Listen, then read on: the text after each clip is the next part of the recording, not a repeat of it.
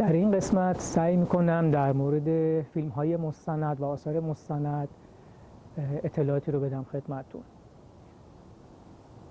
خب ممکنه شما که الان دارین این برنامه رو نگاه میکنین مستندسازی باشین یا فیلم های مستندی رو در طول زندگیتون تهیه کرده باشین یا فیلم هایی که به صورت روزمره گرفته باشین و فکر میکنین که دیگران هم از دیدن اون لذت میبرن. میتونین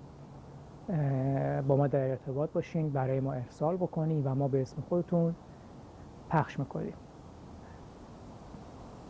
این تلویزیون تلاش میکنه برنامه هایی رو به زبان انگلیسی و پارسی در زمینه مستند در کشورهای مختلف، به خصوص کشور امریکا، بناهای تاریخی، آثاری که وجود داره و جاذبه های توریستی تهیه بکنه و برای مخاطبان خودش در سراسر دنیا پخش بکنه. طبعا خیلی فضاها، اماکن و جاذبه های توریستی وجود داره که افرادی که خارج از امریکا هستن امکان سفر به این کشور رو ندارن، میتونه براشون جذاب باشه که بتونن اونها رو به شکل جدید، به گونه دیگه بتونن این اطلاعات رو کسب کنن، لذت ببرن و سوالات خودشون رو پاسخش رو در این برنامه ها بگیرن. خب همینطور مستندسازهایی رو ما داریم که شاید تا به امروز امکان پخش فیلم های کوتاه، فیلم های مستندی که داشتن و در هیچ جا نداشتن یا به دلیل مالی بوده یا به دلیل به هر حال سیاست هایی که شبکه های تلویزیونی به خصوص دولتی به هر حال براشون محدودیت هایی که ایجاد کرده بوده. خب میتونن با ما تماس بگیرن، اگر موضوعاتشون قابل پخش باشه، فیلم هایی که تهیه کردن مناسب مخاطب جهانی باشه، ما حتما پخش میکنیم. فقط توصیه به این دوستان میشه اگر فیلم هایی رو به زبان انگلیسی دارن خب در اولویته، و اگر نه به زبان های دیگه، خب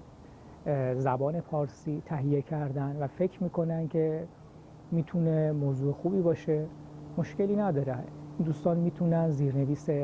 انگلیسی به فیلم های خودشون اضافه بکنن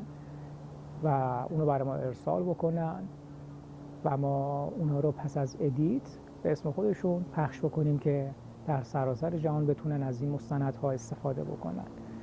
فیلم های مستند و فیلم های کوتاه موضوعاتی هستن که خب شاید به جرئت بتونم بگم هدف اصلی ایجاد این تلویزیون بودن. یعنی اصلا ایده ای که ما در ابتدا باعث شد که این رسانه اینترنتی رو ایجاد بکنیم فیلم های مستند بود، چون جای کار در این زمینه خیلی زیاد وجود داره و متاسفانه خب خیلی بهش نپرداختن، یا شبکه هایی که این موضوعات رو دنبال کردن با گرایش های مد نظر خودشون اونجور که خواستن برداشت کردن و موضوعات رو ساختن. ولی ما در این رسانه هیچ موضوع که شخصی باشه و همینطور گرایشی که مربوط به دسته، حزب، قومیت و مذهب یا ملیت خاصی باشه رو دنبال نمی کنیم. مانند سایر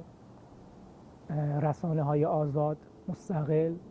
سعی میکنیم که موضوعاتی که بی‌طرفانه باشه و مخاطب جهانی رو دنبال میکنن، هدفشون مخاطب جهانیه، نه یک قشر خاص یا کشور خاص یا قومیت خاص. خب ما به این عزیزان خوش آمد میگیم، امیدواریم که بتونن این آثار رو برای ما ارسال بکنن، آثار خوبی تهیه بکنن، یا حتی اگر آثاری رو در اختیار ندارن میتونن تماس بگیرن، هم فکری بکنیم برای موضوعاتی که بیشتر مورد نیاز هست در حال حاضر تبادل نظر بشه و این موضوعات رو به صورت مستند تهیه کرد. در کشورهای مختلف خوشبختانه ما ایرانی هایی رو در خارج کشور، در استرالیا، نیوزلند، اروپا، ژاپن، چین امریکا، کانادا و سایر نقاط دنیا داریم، خلیج فارس. خب تا حالا شده به این فکر بکنید که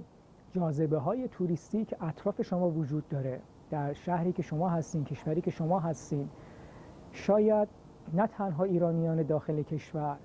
خیلی از افراد دیگه در سایر نقاط دنیا، ملیت‌های دیگه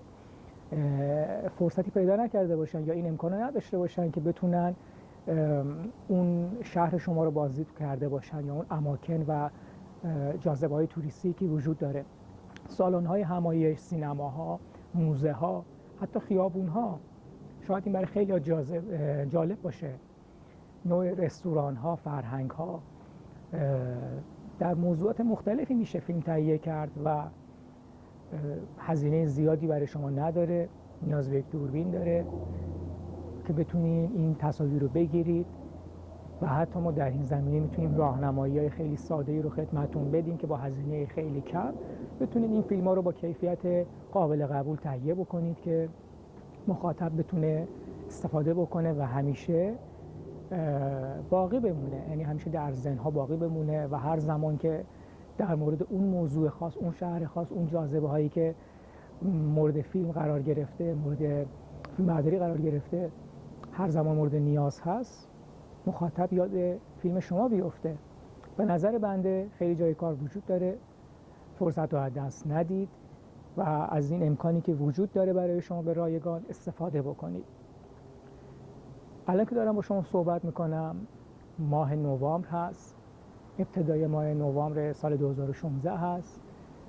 ما تا 2 ماه، نهایتاً 3 ماه آینده تمام این برنامه ها رو به رایگان پخش خواهیم کرد. در آینده ممکنه سیاست های این رسانه تغییر بکنه. به همین جهت پیشنهاد میکنم فرصت رو از دست ندید و در این مدت کوتاه با ما در ارتباط باشین، موضوعات خودتون رو مطرح بکنین و خواهشی که دارم از طریق ایمیل به زبان پارسی یا انگلیسی موضوعات خودتون رو خیلی کوتاه، مختصر و همراه اطلاعات تماستون مطرح بکنید. ایمیل هایی که حاوی اطلاعات تماس، شماره تماس و نام شما نباشه یا اطلاعات واقعی نباشه، خب طبیعتاً ترتیب اثر داده نخواهد شد. امیدواریم که بتونیم در زمینه فیلم های مستند، جاذبه های توریستی و اماکنی که در شهرهای مختلف وجود داره در هر جای دنیا بتونیم فیلم های خوبی و با کیفیتی رو مناسب مخاطب جهانی و استانداردهای جهانی تهیه و تولید بکنیم به کمک شما عزیزان. موفق باشید.